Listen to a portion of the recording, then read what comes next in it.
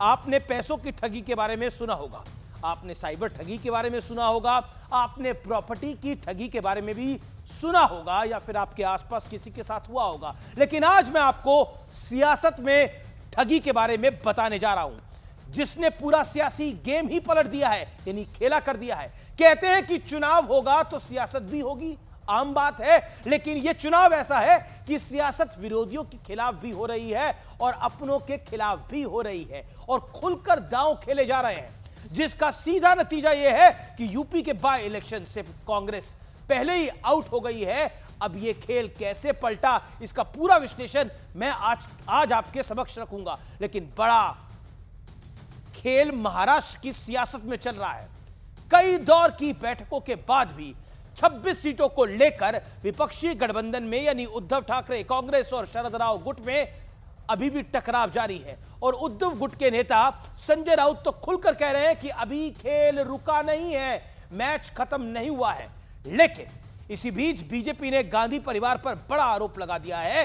BJP कह रही है कि दलित होने के चलते गांधी परिवार ने मल्लिकार्जुन खड़गे का घोर अपमान किया है। यह पूरा मुद्दा क्या है, डिबेट की इसी चर्चा में आपके समक्ष रखूंगा।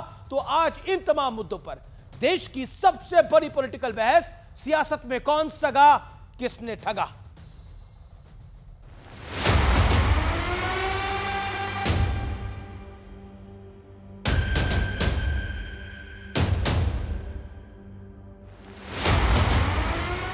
सीट शेयरिंग पर सियासी बाजीगरी ऐसी हुई कि कोई सब कुछ ले उड़ा तो कोई हाथ मलता रह गया और कोई उम्मीद से ज्यादा पा गया। कहां तो चर्चा थी कि शरद पवार की पार्टी 70 से कम सीटों पर चुनाव लड़ेगी, लेकिन फैसला होते होते सबको 85-85 वाला फॉर्मूला तय हो गया। हालांकि 26 सीटों पर अब भी खींचतान जारी है।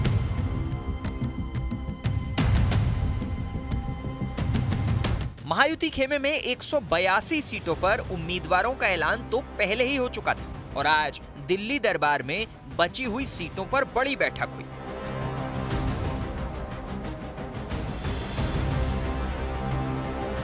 लेकिन सबसे दिलचस्प सियासी खेल यूपी में हुआ। अखिलेश यादव ने कहा था कि उपचुनाव में सभी उम्मीदवार समाजवादी पार्टी के झंडे पर चुनाव लड़ेंगे। इसका सीधा मतलब था कि कांग्रेस यूपी का मैदान छोड़ चुकी है। लेकिन पार्टी की स्थिति ऐसी है कि बीजेपी को हराने के लिए कांग्रेस सिंबल और संगठन सबकी कुर्बानी को तैयार है। प्रश्न अपने संगठन को या अपने पार्टी को बढ़ाने का नहीं है, बल्कि आज समय है संविधान को बचाने का। कांग्रेस पार्टी अपने उम्मीदवार नहीं उतारेगी, ना ही कांग्रेस पार्टी का कोई उम्मीदवार होगा और ना ही कांग्रेस पार्टी किसी दूसरे सिंबल पे लड़ने जाएगी। और इनका जो है वो हमेशा गठबंधन के बीच में जो है वो इसी तरह का भौकाल रहा है, भरोसा नहीं रहा है। इस पर तंज करते हुए पूर्व कांग्रेस नेता आचार्य प्रमोद कृष्णम ने कहा कि कांग्रेस अपना दफ्तर और झंडा भी समाजवादी पार्टी को सौंप दे। लेकिन एक सियासी विवाद और चल रहा है। बीजेपी आरोप लगा रही है कि प्रियंका वाड्रा के नामांकन में दलित होने के कारण मल्लिकार्जुन खड़गे का अपमान हुआ, उन्हें दरवाजे पर खड़ा किया गया। जिस कमरे में नामांकन हो रहा था उस कमरे के दरवाजे को बंद कर दिया जाए और एक व्यक्ति झांक रहा हो पीछे से, और वो व्यक्ति कोई और नहीं मल्लिकार्जुन खड़गे जी थे, जो दलित समाज से आता है, पिछड़े समाज से आता है, उसका इस्तेमाल करते हैं। पता नहीं क्यों ऐसे लीचड़ काम करते हैं, इस तरह की हरकतें करते हैं भाजपाई, ऐसा झूठ बोलते हैं जो तस्वीरों के साथ बिल्कुल इनका पर्दाफाश हो जाता है। तो आज इन तमाम मुद्दों पर होगी देश की सबसे बड़ी बहस। सियासत में कौन सगा, किसने ठगा।